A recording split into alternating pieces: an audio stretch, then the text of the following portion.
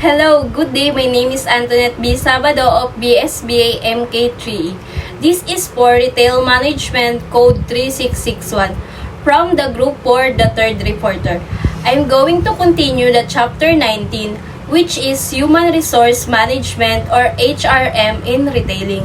So, let me define first is what is recruitment process. So, recruitment process involves a structured approach to identify, attract, and hire suitable candidates for a various retail roles. It typically begins with defining hiring needs, creating, compelling a job description, and utilizing a various recruitment channel. Source of recruitment process. In retailing, staff sources are varied and the recruiter normally has to employ unconventional and method to hire them. We have two sources of recruitment. The first one is internal sourcing. Organizations are building team within the company with focus of successful planning time. So, for example, nag-design yung manager. So, within the organization in your company is pwede ka mag-hire ng possible candidates to fit that position. So, by doing that, maliles na yung yung time mo sa paghahanap ng possible employee, sa mga screening mo or sa interview, maliles na yun since alam mo naman sa company mo yung yung possible employee na pwedeng maging deserving. Second, external sourcing. Sourcing approval is got from prospective business head and the head of the people office is external applicants. So, when we say external applicants, recruited through advertisement, referrals, placement, agency, or etc. So, ito na yung mga recruiter kung saan mapapadali ang pagpasok mo sa isang company, or ito na yung mga commercial na nakikita mo na hiring sila, or yung mga nakapost sa social media na hiring sila ng ganitong trabaho. Yun na yun sa external. Unsociable hours. Recruiting in retail is difficult as frontline job. Involves unsociable hours, that is retail store, work during late evening and night of 8:30 p.m. beyond and on weekends, and also the public holidays too. And such operating hours are unviable for the retailer. So, for example, late night shift for those business who run 24/7. Like for example is the pharmacy stores, or like food service like Jollibee, McDo, or particularly in the Manila. So for example din is yung hospitals, the nurses in hospital depend on their shift. Short-term manpower demand. Customer buying is seasonal and depends on the festivals, the weathers, state of the economy, and the other factors. Hence, there are peak through the sales and through the year. So, once na maka-experience ang business ng matumal na panahon or peak season is nagkakaroon ng demand or shortage sa manpower demand. So, interactive nature of retail. All retail employees have to face the customer and interact with them to a certain extent. So, once kasi we are experiencing in retail store, nasa mindset na ng isang staff na you don't need to interact with customer. But this is the failure of some businesses because once you put a business, you should communicate or interact to your target customer. Recruitment with preference to customer profile. For all jobs that involve interaction with customer, the impact on them has to be taken into account. Kapag nagabenta ka ng shoes, so syempre, ang i-recruit mo na possible applicants is yung knowledgeable enough sa mga binibenta mong products. So, for example, yung nakuha mong employee is dapat aware siya sa mga categories ng binibenta mo na shoes. So, for example, sa Nike shoes, they have different variety of shoes like rubber shoes, sneakers, and sport shoes, and many more.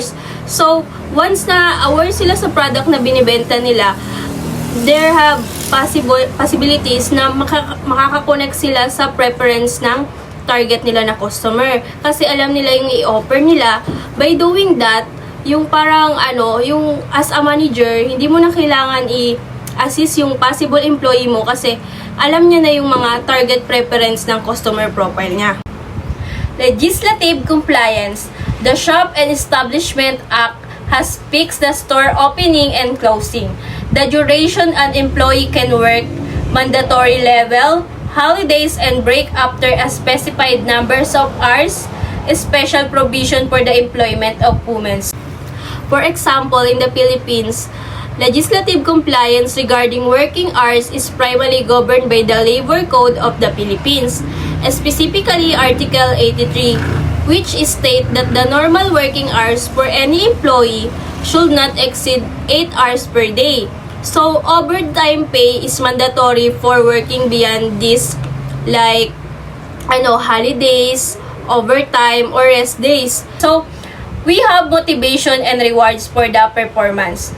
So, we have non-monetary factors and monetary factors. So, let me define the non-monetary factors. So, we have opportunity for promotion, advanced training, sales quota, opportunity to show creativity, opportunity for learning. So, under monetary factor, we have special recognition for outstanding performance of individual, incentive or bonus, overall compensation, contests such as travel or merchandise price. For example, in monetary factor. So, once na ma-hit mo yung target customer or target sale that month, magkakaroon ka ng rewards like incentive or commission. Then, for example naman sa non-monetary factor is yun. Like, halimbawa is nagkaroon ng honesty recognition sa'yo. Halimbawa, may nakapulot ka ng important belongings like malaking pera, tapos sinoli mo yun. So, ma-recognize yung company nyo and also ikaw. So, magkakaroon ka ng possible rewards or awards. We have also the commission. So, commission is a percentage of sales paid to employee, incentivizing them to sell more.